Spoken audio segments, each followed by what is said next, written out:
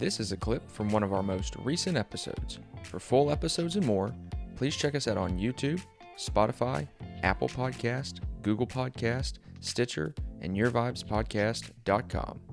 This episode is sponsored by Tia Armstrong with Property Place Solutions brokered by eXp.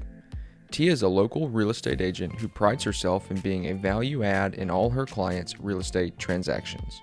Whether it's an investment property or your next home, you can rely on Tia to help you with whatever you need. Check her out on her socials at Tia Armstrong or give her a call at 615-497-5336. Kind of like Copernicus, saying that the sun was the center of the universe when it's supposed to be the earth, right? And the earth is flat. Everybody knows that. The earth is flat. That's a rabbit hole I spent some time on. I haven't quite fully committed to it yet. I haven't quite fully committed to a lot of things that I've gone down rabbit holes on before, but they're definitely worth going down if anybody's interested in expanding your thinking a little bit here and there. See, I can't do the flat earth thing, man. Have you ever tried? That's what a lot of people said, and that's what I said prior to, but I tried. I did it. And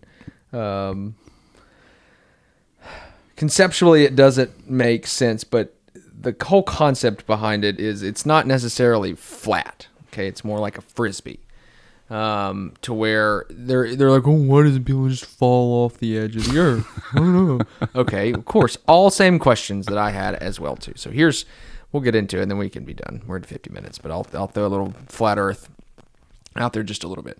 So there's a couple maps that have surfaced throughout that kind of show it, and then people kind of tied into some logos of global companies. That's kind of one of those hide it in plain sight kind of things. Okay, and this is where we can get back to Admiral Richard Byrd. And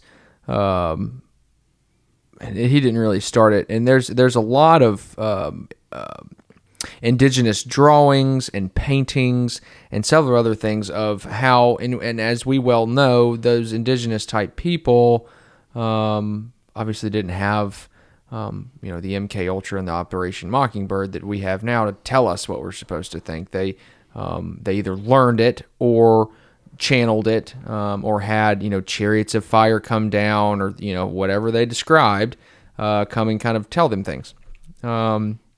So kind of fast forward, Admiral Richard Byrd, after World War II, Hitler and his band of gypsies went down to Antarctica, and for whatever reason, and Admiral Byrd goes down there with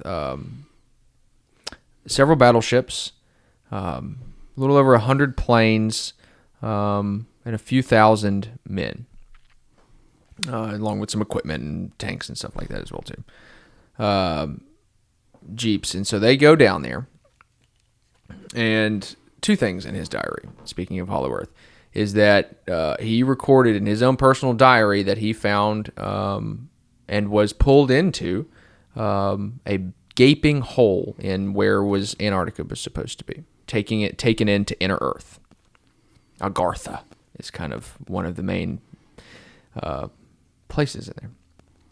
There are inner Earth maps out there, and allegedly there's a central sun. It's not the core of the Earth, allegedly the hollow Earth. Well, it still can be both flat and hollow. That blew my mind too. But there's a core Earth where when Atlantis, the lost city of Atlantis, it kind of outgrew its britches. They got a little too technologically advanced and egocentric about life, that there was kind of an earth change, a pole shift that went on, and that's where it sunk. It shifted. I don't know if necessarily sunk. I'm not on the theory that it sunk. Allegedly, Antarctica was once where Australia is now, and they have done core samples and show it to have once been a lush green environment, Antarctica.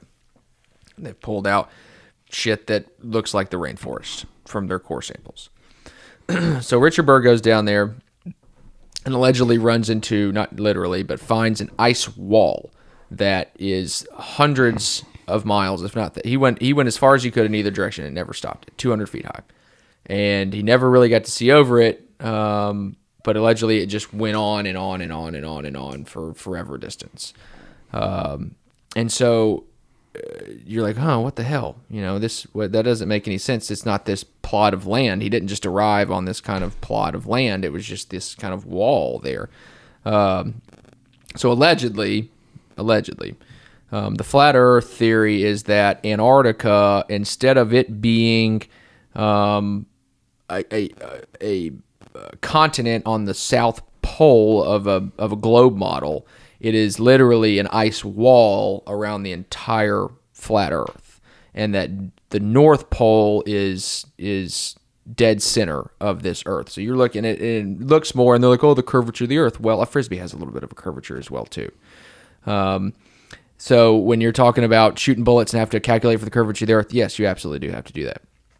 And then what covers it all? And this is kind of where I kind of start to get lost and really don't feel like digging anymore. I'll say that. Is the firmament area. So allegedly, again, the Earth, should it be flat, as it said in the Bible, right? In Genesis, God created the firmament to separate the waters from the heavens and the waters of the earth.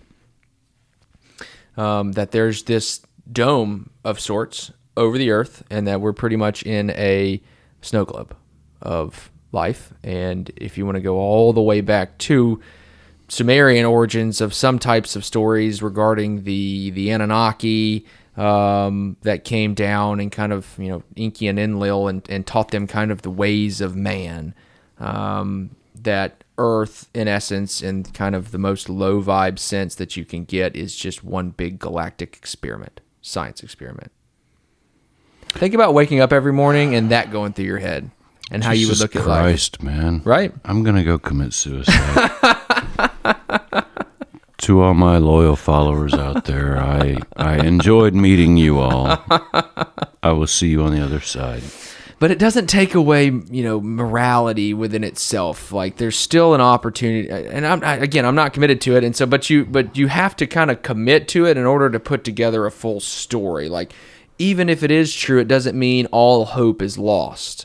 There's so much information out there as far as things that NASA does. I mean, hell, Operation Paperclip. Werner von Braun was an ex-Nazi that should have been hung in front of the entire world on TV for what he did. But he was in charge of Disney. And he helped start NASA. Yeah. He literally helped. He was one of the lead engineers in starting NASA. And you know what else happened? Is that all the little 3-letter agencies within the United States were started within that same decade. We gave blanket citizenship to over 1,000 ex-Nazis and their family. Operation Paperclip, and let them do what they wanted. We got them. Russia didn't get them, though. Russia didn't fucking get them. They got some of them.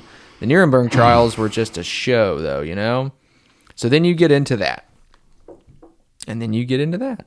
And you take what's documented. You take what's documented and you start basing your knowledge off of it. And these aren't just hit piece articles from the New York Times. These are declassified government documents that have been dumped. Trump dumped a bunch of them. Julian Assange dumped a bunch of them. What Edward Snowden did. This is the best episode of Alex Jones I've ever seen. But it's all documented, dude, Thanks again to Tia Armstrong with Property Place Solutions, brokered by EXP, for sponsoring this episode.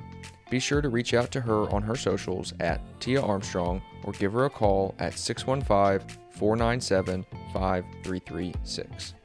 If you're interested in sponsoring an episode, please reach out to me directly via email at yourvibespodcast@gmail.com. Thanks again for listening, and always remember, stay vibey, my friends.